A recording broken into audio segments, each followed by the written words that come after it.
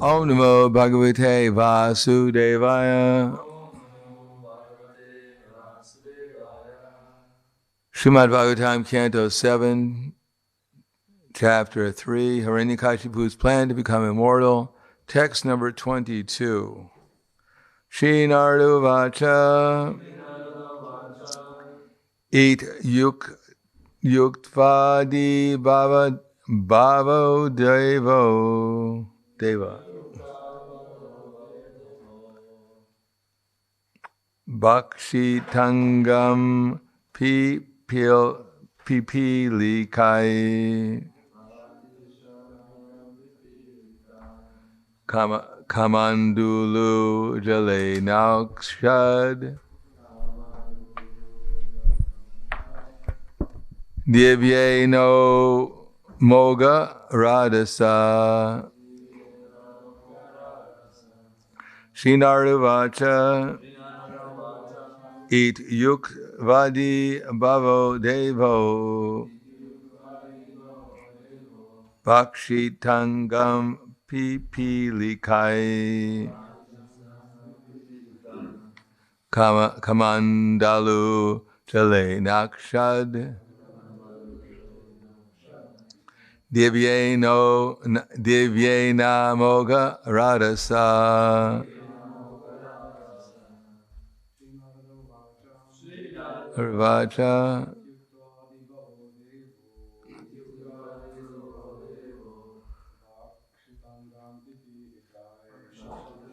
oh.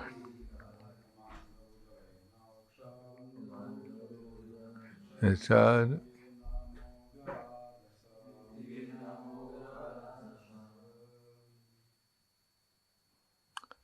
Jenske Naravacha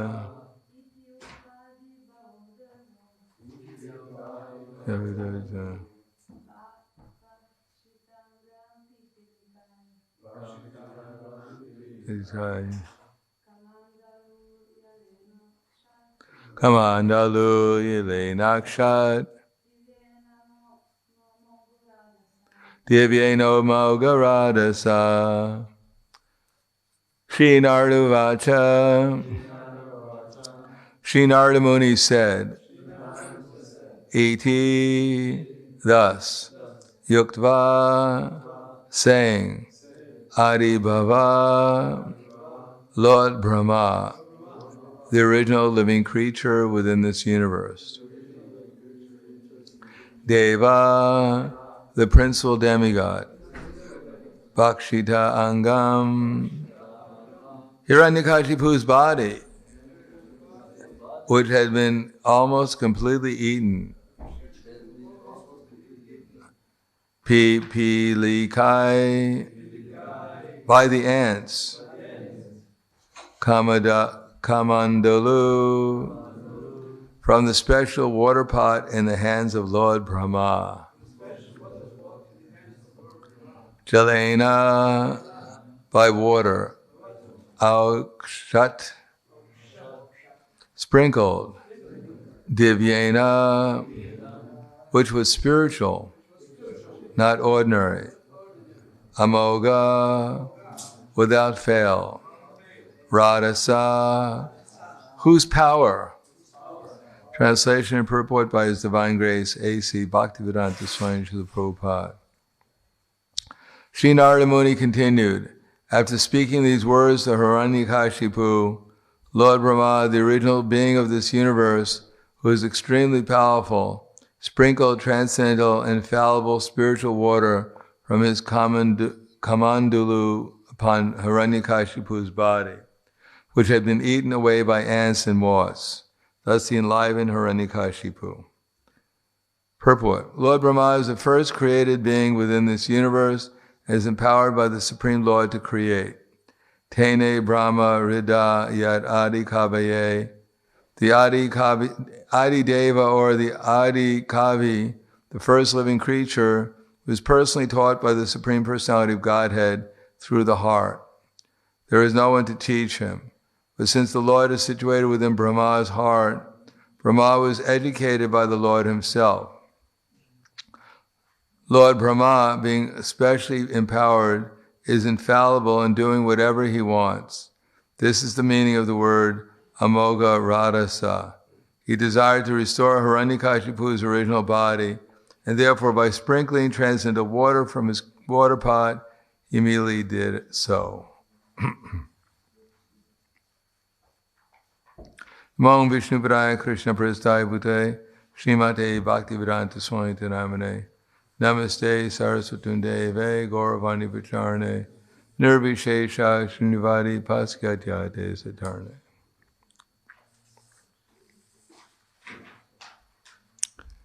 Generally, there's a difference between what we want and what actually happens, although we don't always notice that.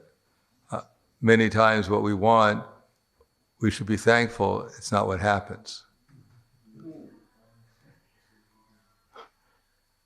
So that's Krishna's arrangement, because the material world works on many different levels. We have the level of thinking, and anyone can think any old thing, especially in previous yugas.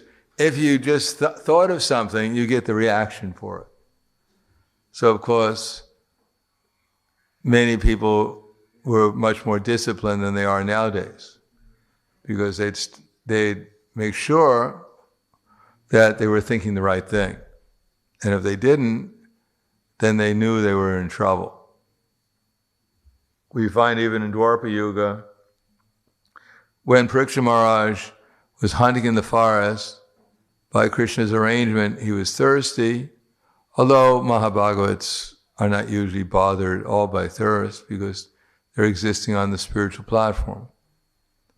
In any case, by Krishna's arrangement, he was thirsty while hunting, and he came upon Sumika Rishi's cottage, where Sumika Rishi was meditating in trance upon the Supersoul. And therefore he did not even offer any greetings to Parikshit Maharaj, what to speak of a glass of water. So Parikshit Maharaj seemingly became agitated, and before he left the hermitage, he picked up a dead snake with his bow and garlanded the sage. Now, it's not a nice thing to do, but it's not the worst thing you can do. And of course, we know he got cursed just by doing that, to die within 7 days. Now that's pretty extraordinary. I mean, it seems a little bit out of place. It's almost like Manduka Muni's going to be pierced through his anus with a lance because he had, in his childhood, pierced an ant with a straw. Could you imagine in this age what would happen to us? No, I guess we can't imagine. In any case, just by that little activity, Parikshit Maharaj was cursed to die in 7 days, and he welcomed it, that if he did anything wrong, he was thinking after he got on the sage, then let the reaction come upon me immediately. Let me suffer whatever. And so I could avoid having my family suffer the reactions also. So this is almost inconceivable to us. Our thoughts are going all over the universe. Sometimes even Yamaraj would be embarrassed if he understood what we were thinking. And sometimes we think that we're in Vaikuntha and that Lord Narayan is smiling at us because we're so pure. So that's the nature of the mind in Kali Yuga. It's going everywhere, from heaven to hell and in between. So generally speaking, it's not a bad idea that our desires are not being fulfilled. But we can imagine also that in Satya Yuga or in other yugas where people's minds were disciplined, generally speaking, their desires were quite devotional, because everything except for devotion, you hit the wrong button. Everything except for devotion, then you get into trouble. Of course, there is less things to get in trouble for, because there are no one's going to, you don't go to a desire tree and ask for a computer. Or maybe a new smartphone. That would be pretty dumb. because there would be no one else who had a smartphone. You'd be the only one with it. You could only talk to yourself, which is a sign of craziness also. In any case, they generally go to, there's desire trees in the spiritual world, and they go there and they ask for fruits and flowers to serve Krishna with it. Rather simple desires. And they get what they want. Now in this age, we want so many things that are unnecessary, therefore we don't always get them. And if we do get them, we have to work hard for them. In other words, you may think about something, but thinking about something is not in itself means that anything is accomplished. And the only way of accomplishing is we actually have to feel. Now in Kali Yuga, people's feelings are quite dull. They only feel when their stomach's full. Then they think, oh, things are all right. I feel grounded now. My desire is my life is successful. My stomach is full. And if they progress even further, then they get extraordinarily enthusiastic about going to sleep. Another progress on the path, on the progress on the path. And then maybe they fall in love, and then of course they become frustrated. So this is the extent of feeling, usually based upon eating, sleeping, mating, defending, and anything that either assists or impedes these activities. So feeling in Kali Yuga is rather limited for most people to animals, to the same feeling that the animals have. And willing, most people, that's all they're working for, is simply animal propensities. Therefore, there is no question of any higher consciousness or higher thoughts because it's not available to them. Sometimes they see a cross and they remember someone suffering, but we don't consider that a very high level of consciousness. Thinking that someone is suffering so I can eat, sleep, mate, and defend. It's not exactly the perfection of consciousness. So, here we find Lord Brahma, who's executing austerities, Varnashram system specifically, not just austerities like Hiranyakashipu, but the austerity of following perfectly the rules and regulations of his Varna and ashram for 100 births. He might get the post of Lord Brahma, and then his desires are lined up with his feelings. And his feelings are lined up with his activities. And his activities are infallible by Krishna's grace, that what he's thinking, feeling, willing, Krishna manifests with his material energy. There's no difference between it. So Lord Brahma is in the Bhagavatam because he's part of Krishna's pastimes. And indeed, we're in the 7th canto of the Srimad Bhagavatam. And this is all about Krishna's pastime. Hiranyakashipu is also part of Krishna's pastime. How he's part of Krishna's pastime? Well, it's been introduced to us that Hiranyakashipu, Lord Narayan, wanted to fight. Now, obviously, Lord Narayan doesn't want to fight the same way we want to fight. He got into a quarrel with his wife, Lakshmi Devi, and he didn't want to hit her, so he decided to hit someone else. Just to take out his frustration. It says that the general yells at the colonel yells at the major yells at the captain yells at the lieutenant yells at the sergeant yells at the corporal yells at the private goes and kicks the dog.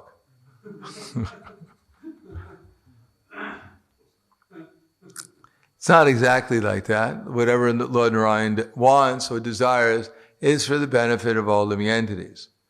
Now this pastime of Hiranyakashipu, and along with that Hiranyaksha, it says in the Chaitanya Charitamrita that this seems to be a periodical, a regular incarnation. It's not only of Nrsimhadev and Varaha, but also these demons. But they're not always gatekeepers. Sometimes they're actually demons. But in this particular millennium that's being described here, they're gatekeepers from Vaikuntha. So that certain things Krishna can come and fulfill his duty. or his desire. Paritranaya sarunam vinashaya tradiskritam dharma samstapanartaya sambhavam yuge yuge. Krishna has a very specific reason for coming. He doesn't come and visit the Eiffel Tower and then look around, maybe there's a Leaning Tower pizza, check out the restaurants in Italy, and goes back to his pastimes. That's right, I'm here for a pastime. Oh, I need a break, I've been doing this since time eternal, come on. Give me a break. I need some good food also. No, when Krishna comes, he's fixed. He knows exactly what he's doing at what time. And it's Nitya Leela. And always the same purpose. Protect devotees, annihilate the miscreants, and try to reestablish religious principles so people can progress to becoming devotees. Krishna has no other reason. Every incarnation has a specific purpose of elevating people to a higher level of consciousness.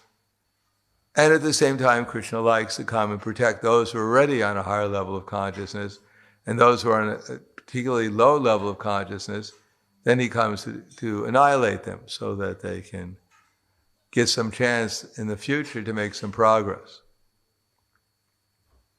So similarly, Hiranyakashipu was put here, Prahlad was put there, the demons were put there, Narada was put there, everyone was put there to give us an example of what to do and what not to do. It's always what we're supposed to do is always illustrated through Prahlad, and what we're not supposed to do is illustrated through Hiranyakashipu. There has to be both. We can't understand the value of Prahlad without understanding the negative value of Hiranyakashipu. If there was only Prahlad simply chanting his rounds, he'd seem to be just like we are. We're also sitting here chanting our rounds. And maybe someone comes over and bothers us once in a while, but it's not a big thing. Now, if someone came with a trident, tried to stick us with it, and we kept on chanting, that would be on YouTube. They threw us over a cliff, and we kept on chanting, it would certainly be memorable. Especially if we landed and the rocks down below became pillows. We'd think, well, this is a pretty special devotee. But we don't go through that. We can chant day and night, and usually no one bothers us.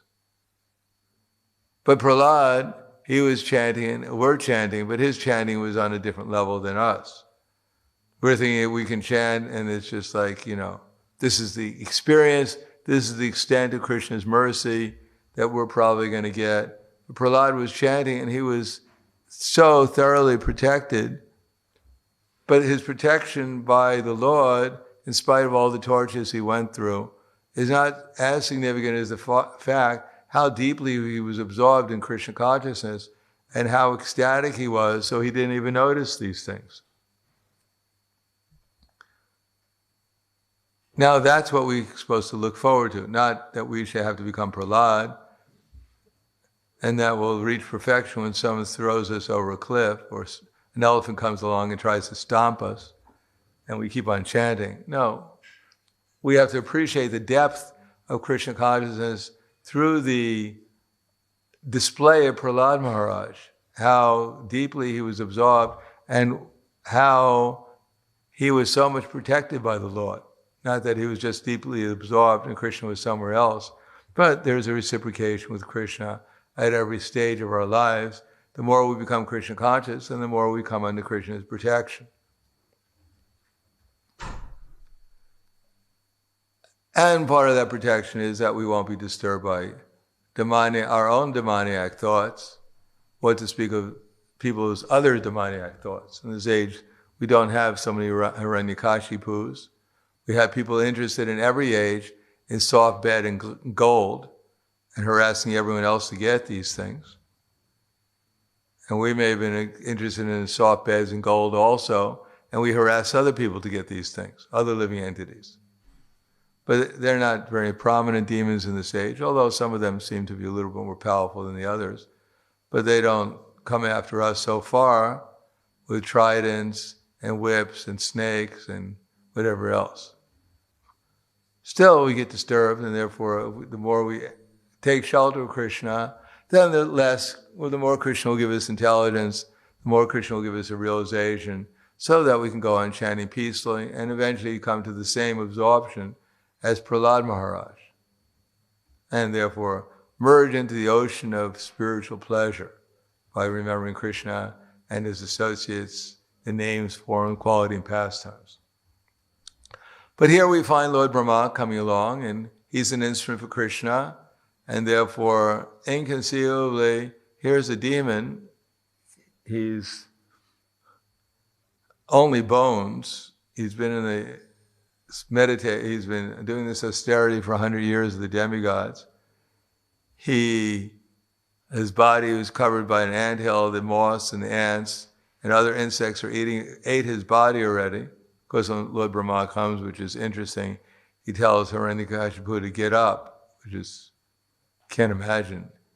I'm real trying. I'd like to get up, but could you take this anthill off? And it's hard. These bones are kind of like old, and they don't work the same way they used to. I need a little more exercise. I haven't done any exercise in 100 years. Maybe I'll get up as soon as I can. Just give me a little time. No, he asks him to get up, and then he gives him benedictions, and then he sprinkles the water on him, and his body becomes. It seems like that. At least that's the progress of the benediction. He had to give him the suitable body, which would fulfill all those benedictions. Otherwise, his body of bones wouldn't have helped him very much. He couldn't be killed in day or night or by anyone created by Lord Brahma, man, beast, or demigod. If you're just bones, you can't do very much with them.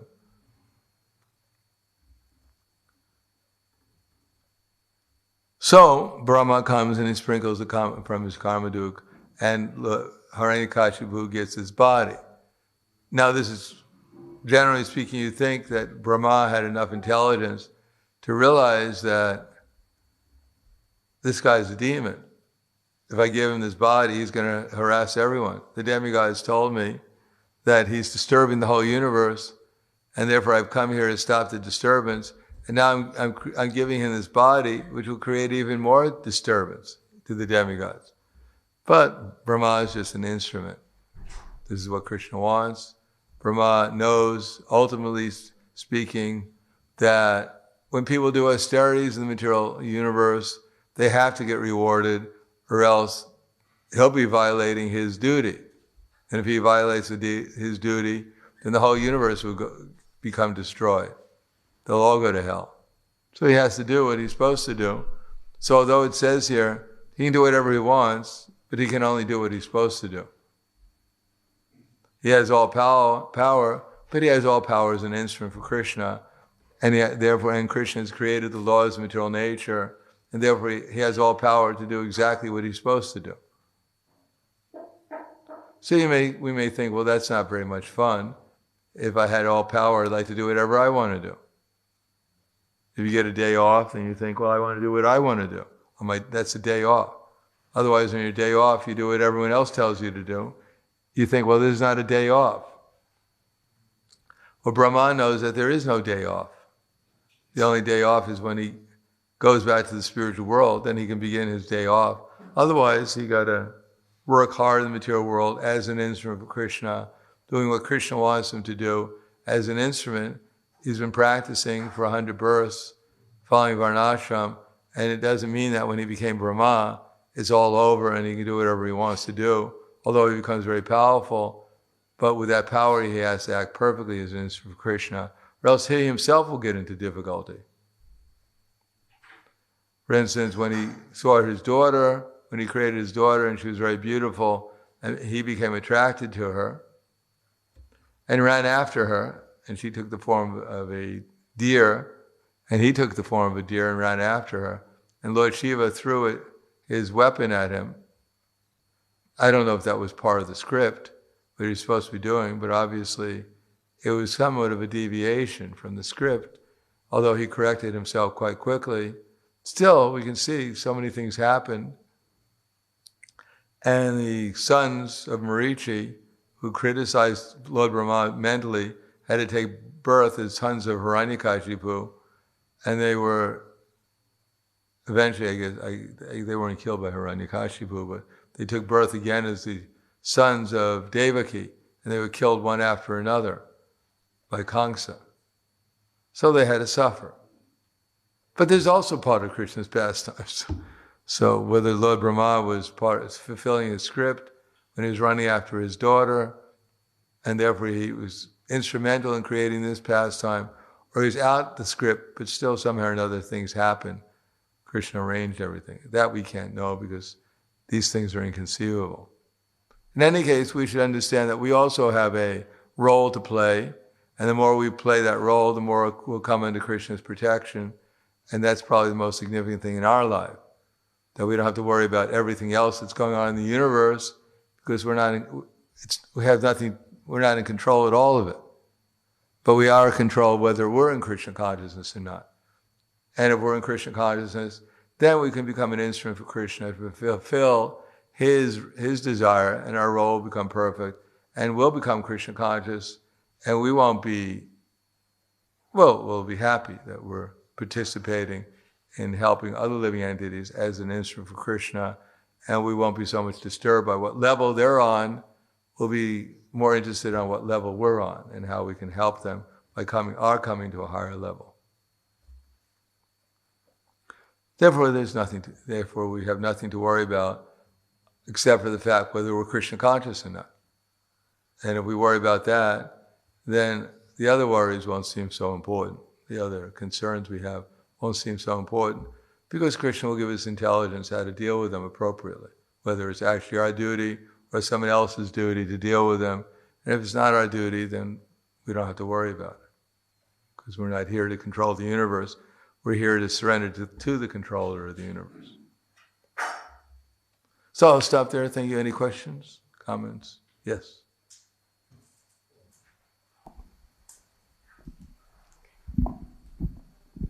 Hare Krishna. Hare Ram. Thank you, Maharaj. My question is, why one wants to live forever in this world full of suffering? Some people are crazy. I mean, we were crazy to come here. We're crazy because we want to stay here. And therefore we're crazy because we don't want to leave here. Because we don't know where we're going. If some people covered in black face, black uniform, came here and grabbed you, what would you think? Where am I going? Where are they taking me? So if we don't know where we're going, we might as well stay here. It's safe. Better the devil you know than the devil you don't know. Just like that saintly person was giving benedictions, and the king was inquisitive. He asked his minister, why is this saintly person giving these kind of benedictions? So for the prince, he gave the benediction, may you live forever. May you live and not die. And for the butcher, he gave the benediction, may you not die and may you not live. And for the saintly brahmachari, actually the brahmachari, he gave the benediction, may you die immediately. And for the prince, that's right, the prince, he said, may you live forever. So the king was a little confused. So the minister said, well, for the prince, he's enjoying his senses, but because he's sinful, therefore when he dies, he'll go to hell. So better he live forever. And the brahmachari, he's meditating, going through so many austerities, he's supposed to go to Vaikuntha, so better he dies immediately and he doesn't have to suffer anymore, he can just be in Vaikuntha. And for the butcher, he's living a hellish life by killing animals, so he should die. But when he dies, he's going to go to hell and suffer even more. So better he not die. So he shouldn't live and he shouldn't die. Was there anyone else who was benedicted? The sadhu, it doesn't matter whether you live or die, because living now you're in Vaikuntha, and when you die you'll go to Vaikuntha too. So people don't know where they're going, so better they live forever. Most people are not probably going to the best place possible. Anything else?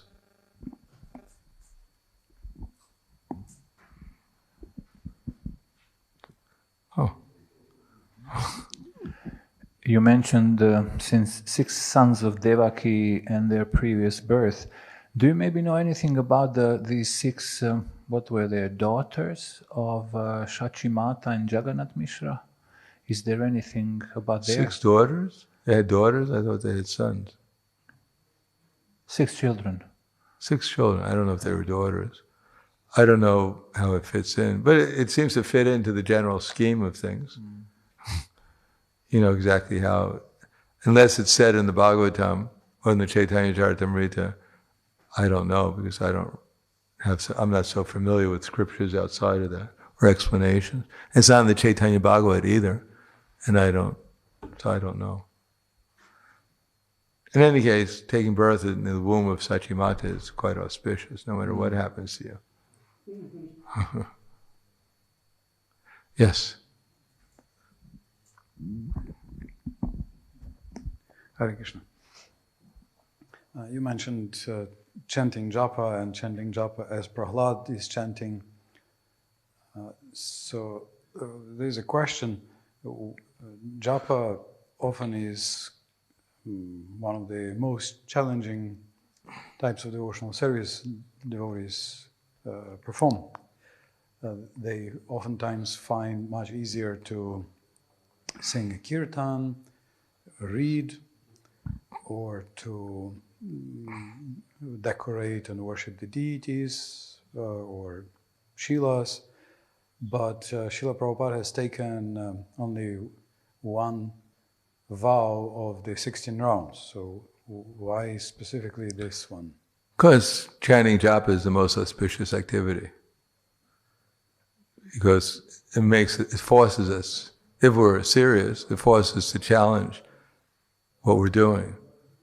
You can easily, take, or as Krishna says, I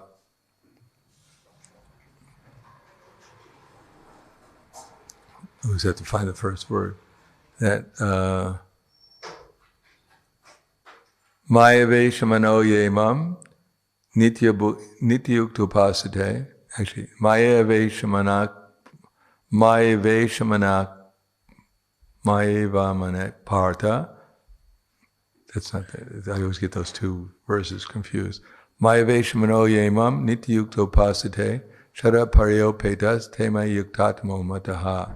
So that's the first one. The other one is Mayavesha Mayeva Mana Adatsva Mayibudim Niveshaya Nivashi Shashima Eva Atorvam Nasamshaya. Just fix your mind upon me, the Supreme Personality of Godhead, and engage all your intelligences in me. Thus you'll live with me always without any fail. Atachitam samadatum nasakshno simaistiram abhyasa yogena tatomam ischantum dhananjaya. If you cannot do that, then follow the regular principles of bhakti yoga, and this way try to develop the desire to obtain me. So we may think externally we're doing this, we're doing that, but the whole reason to develop a desire. Developing a desire, it doesn't mean when everything is like smooth and going nicely, then actually we develop, the best opportunity to develop the desire is when there's a challenge. Then we have to rise up to the challenge. So japa means we actually have to focus the mind upon Krishna in a positive devotional way. So first of all, focusing the mind upon Krishna is a challenge, and it requires concentration and determination and consistency. And the other thing is to do it in a devotional way, which is even a more subtle challenge. So it's the greatest opportunity to advance if we take it seriously. Or it could be the greatest opportunity to space out and commit offenses if we don't. Therefore we become offensive because we don't take advantage of it. We don't take it seriously. Anything else? Okay, thank you very much. Grantaraj Srimad Bhagavatam ki jai. Srila Prabhupada ki jai. Gaur Premanande. Hari Bol.